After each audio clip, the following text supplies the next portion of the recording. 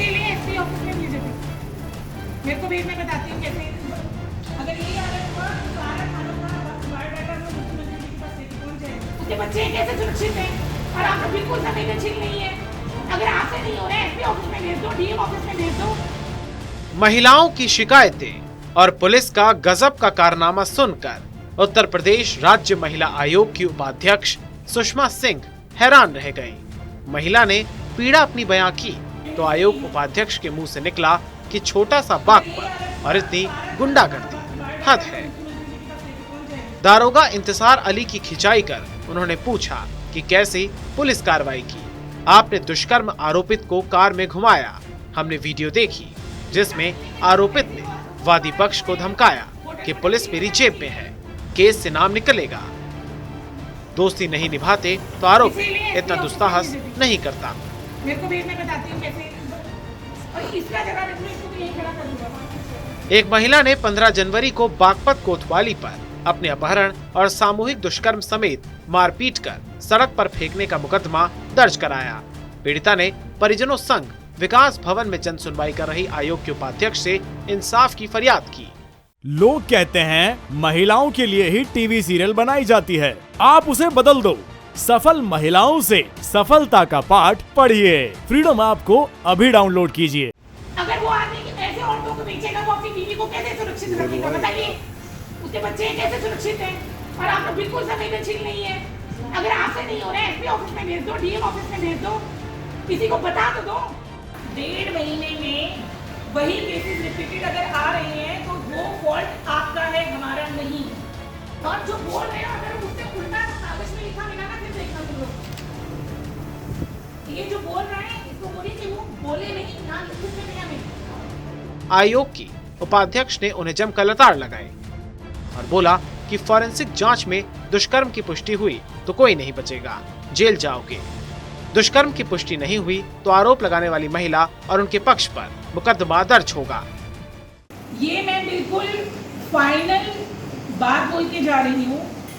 75 cases जो आयोग के अंदर रजिस्टर्ड हैं वो किसी भी थाने के हों, 100% मुझे आज की तारीख में ही आख्या चाहिए।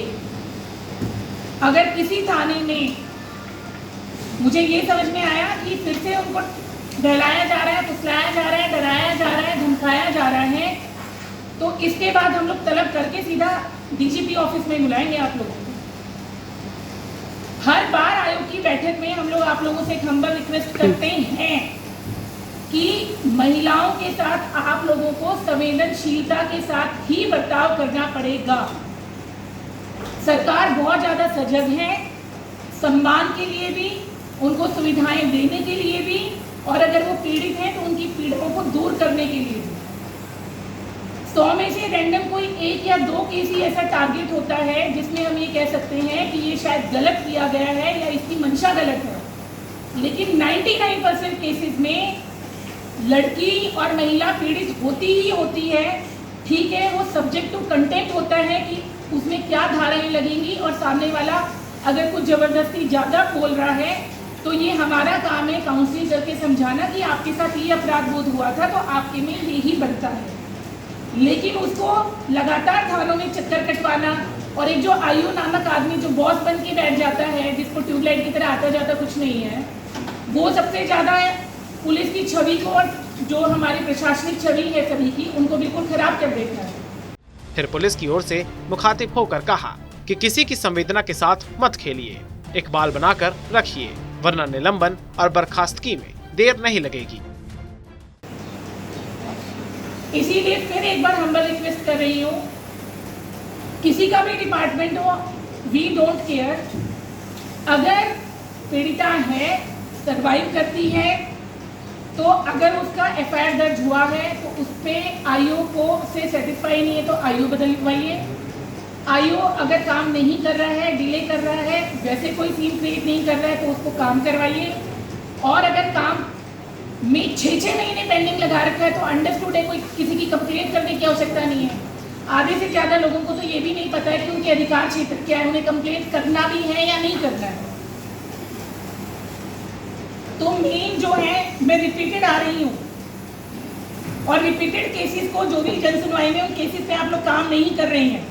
ये मैं पुलिस विभाग को कंप्लेंट कर रही हूँ। जो नोडल है ये राइटिंग में ले लीजिए इसको। हमारे यहाँ से जितने भी केसेस आ रहे हैं जनपद के अंदर कोई सुनवाई नहीं हो रही है।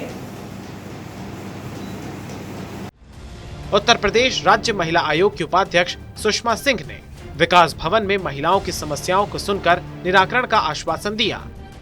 नगर के विजय कुमार ने शिकायत की। उन्होंने अपनी पत्नी को प्रसव के लिए बागपत के एक नर्सिंग होम में भर्ती कराया था। रात 2 बजे पत्नी को भर्ती कराया, लेकिन ढंग से देखभाल नहीं करने से पत्नी की तबीयत बिगड़ गई। फिर हायर सेंटर में रेफर कर दिया, जिससे नवजात बच्चे की मृत्यु हो गई। इसी तरह पहले भी 2 बच्चे और एक महिला की मौत हो चुकी है। नर्सिंग होम की संचालिका के पास डॉक्टरी की डिग्री नहीं है। मुकदमा दर्ज कराया, लेकिन पुलिस ने कोई कार्रवाई नहीं की। आयोग के उपाध्यक्ष ने सीएमओ बागपत, कोतवाली पुलिस और महिला हेल्पलाइन को नर्सिंग होम में गत 2 साल में बच्चों और महिलाओं की मौतों का पता लगाकर रिपोर्ट देने का आदेश दिया। अन्य महिलाओं की समस्याओं को सुनकर भी निराकरण का आश्वासन दिया। बड़ौद की गुलशाना नाम की दिव्यांग युवती को दिव्यांग जन विभाग की तरफ से ट्राइसाइकिल दी। अन्य महिलाओं की शिकायतों को सुन निराकरण का आश्वासन दिया। सीएमओ सुषमा चंद्रा, डीडीओ हुबलाल, जिला समाज कल्याण अधिकारी विमल ढाका, जिला पिछड़ा वर्ग कल्याण अधिकारी तुलिका शर्मा आदि मौजूद रहे। इसीलिए एसपी ऑफिस में भेजे थे। मेरे को भी मैं बताती हूँ कैसे। लोग कहते हैं महिलाओं के लिए ही टीवी सीरियल बनाई जाती है। आप उसे बदल दो। सफल महिलाओं से सफलता का पाठ पढ़िए। फ्रीडम ऐप को अभी डाउनलोड कीजिए।